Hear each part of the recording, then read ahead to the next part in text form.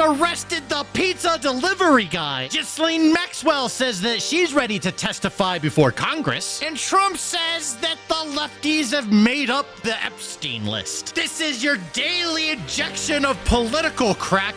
I know you can't stop looking. I don't know what to call this. Help me out. And we have so much more to talk about. So let's go. These dudes arrested the guy delivering this pizza and ended up delivering the pizza themselves. What is that? That's a hot and ready and some crazy bread. I'm sure of it. Oh man, that's nice of the cops. At least they didn't steal the crazy bread. Imagine if they did. They're public servants. That's what I'm talking about. They know what they're doing. They're recording. How are you doing? Good, how are you? Brandon? Yes. So you're Grubhub guy, I got arrested, so. Still deliver your pizza. Well, I really appreciate the pizza. It still should be. They knew what they were doing. Bro, he should get her number, bro. This is an episode of How I Met Your Mother. Gavin Newsom can't answer if he thinks 8-year-olds should get transgender surgery. I know what my stance is. I think that kids are too young to have that stuff kind of happen, but nothing against people wanting to make that decision for themselves when they're adults. That's my stance. What about for your values? I mean, is 8 years old too young? Yeah, I mean, look, I now that I have a 9-year-old, just became 9. Come on, man. I get it. So those are legit. You know, it's interesting. Just the issue of age. As someone that's been so focused on equality, broadly LGBT rights, particularly gay marriage. Mm-hmm. The trans issue for me is also novel. It's over the last few years. I don't think he gives a shit about this issue one way or the other. He just cares about how many votes he can get. And hey, fair play. That's the game. That's the way it's played. So I'm not going to criticize this man for playing the game of American Game of Thrones. That's how you win. You know, it sounds like he wants to run for president. He doesn't want to get clipped and shipped. But, sir, you fucked it up and you're getting clipped and shipped. I'm trying to understand as much as anyone else. Whole pronoun thing. Okay, whoa.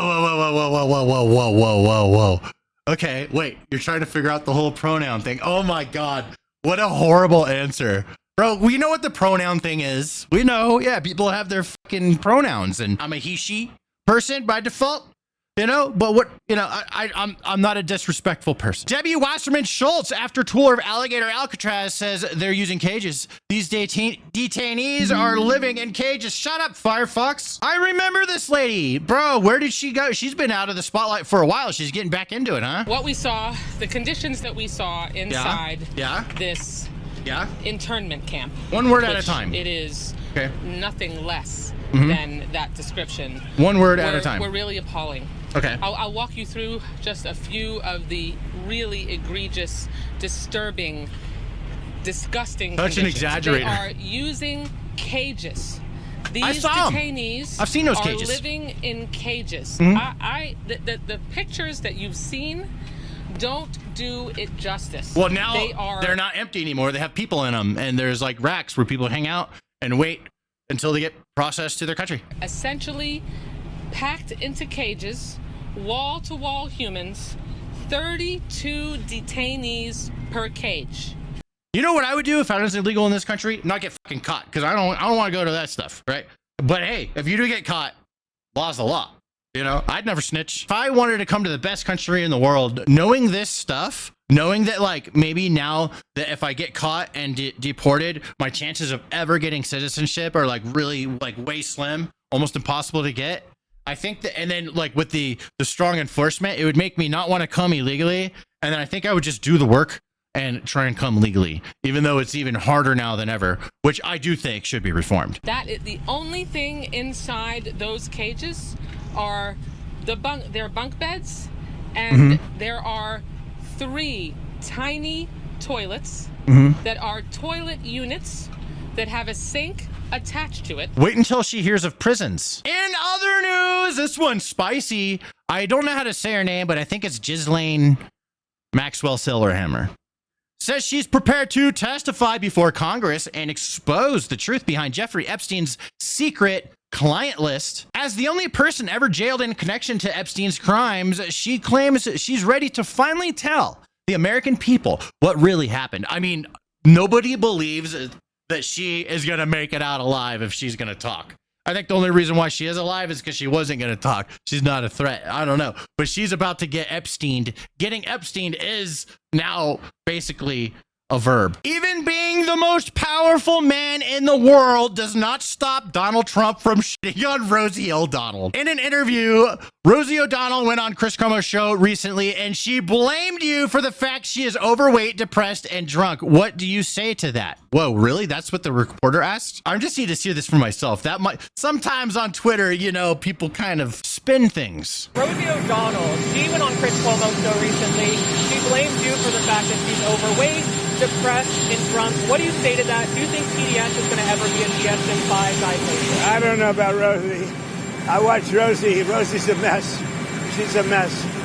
But she left our country, which is a good thing, not a bad thing. Oh my God! I love it when Donald talks about Rosie O'Donnell. But just imagine being Rosie O'Donnell and your arch enemy becomes the most powerful man in the world. That sounds terrifying. If I was Rosie O'Donnell, I would move too. I don't blame her. The more people keep asking Trump about Epstein stuff, the more clips we get. And it's just not good. As a Donald guy, this is not good, friends. We need to know what the fuck is going on. She's given us just a very quick briefing, and in terms of the credibility of the different things that they've seen.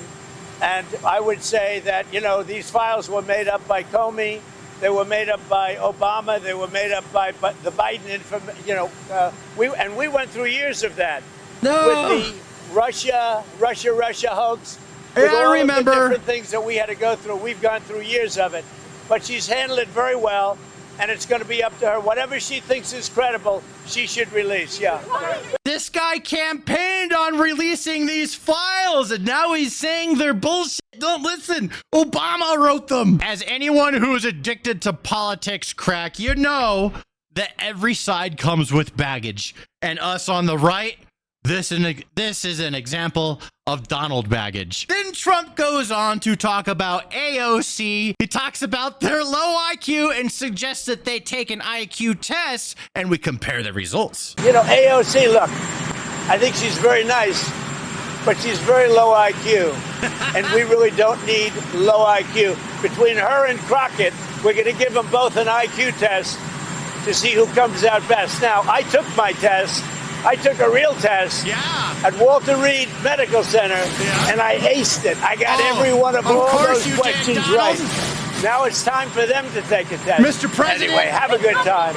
Of course you aced it, Mr. President. Of course you did. I aced mine too. I think that if it was between the two, AOC and Crockett, AOC would definitely win at the IQ test. Crockett is just a retard. And finally, with Trump news, it seems that Trump is getting pretty fed up with Putin. Here's what he had to say about his last interactions. Well, we're going to see what happens with President Putin. So far, I've been very disappointed with President Putin. I've solved a lot of wars in the last 3 months, but I haven't gotten this one yet. That's true. This is a Biden war. It's not a Trump war. Yeah. I'm here to try and get us out of that mess. One thing that you'll notice, if you ever watch Trump gaggling with the press or having a moment to do a speech, whenever he goes off script, he always makes sure to mention that this was Biden's war, not Trump's war. It never would have happened if Trump was president. He says it every single time, and I love it. I almost want to turn that into a drinking game.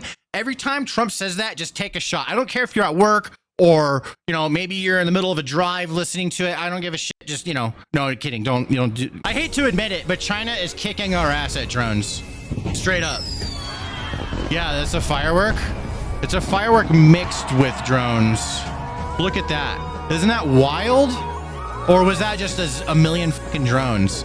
This is insane. Now imagine these drones not just looking absolutely beautiful in the sky, but like 50 of them being programmed to kill you. And they're small and they just and like a bullet right in your head and take you out. Yeah, no, dude, we need to get ahead on this ASAP. In other news, there's this woman who's getting like zillions of packages mailed to her, return packages, and it's from a company that makes seat covers. And what sucks is that none of these seat covers even fit her seats, But what's even funnier and more interesting is why only seat cover returns are ending up at our house. It's some company from China that probably doesn't want to, this is my guess, ship these back to China for returns because it's useless. So it's cheaper to just dump them. And they just picked some poor lady and just like out of the address book or whatever and said, fuck it, send all returns here.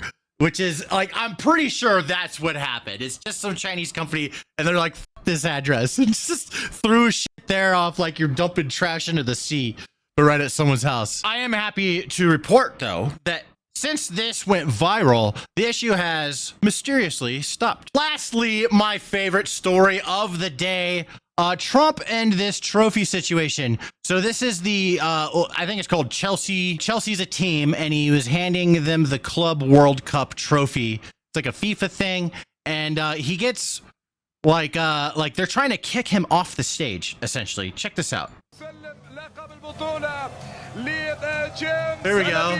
The FIFA president or whatever that guy is like, hey, all right, come on, Trump. And Trump's like, you, I'm staying here. Look at him wave. He's like, come on, let's go. Trump's like, fuck that, bro. Look at this. And Trump's like, yeah, he's just enjoying this, bro. He loves it. He basks in this. He's enjoying this moment. And the dude's trying to get him out of there and like hurdles him away. So the theory that Archie, my editor, had, he's a British kid and he like is all into the football stuff, as all British kids are. And he's telling me that maybe it's some sort of licensing issue, like they can't have him in the picture. So Trump being in the picture like fucks up the photograph of them getting this fucking trophy, which is hilarious. That's a hilarious problem for them to have. Fuck 'em. Trump took the trophy to the White House and he's like, you guys can have a replica. I'm taking this one. What the fuck are they gonna do about it, bro? Nothing. He took that shit to the White House. That is wild. FIFA, yeah, right, FIFA. Straight up like the actual FIFA. That's like the big one. Anyways, I hope you guys enjoyed your daily injection of politics crack. I'm working on a name. That's the best I've got so far. Help me, please. Okay, I'm out.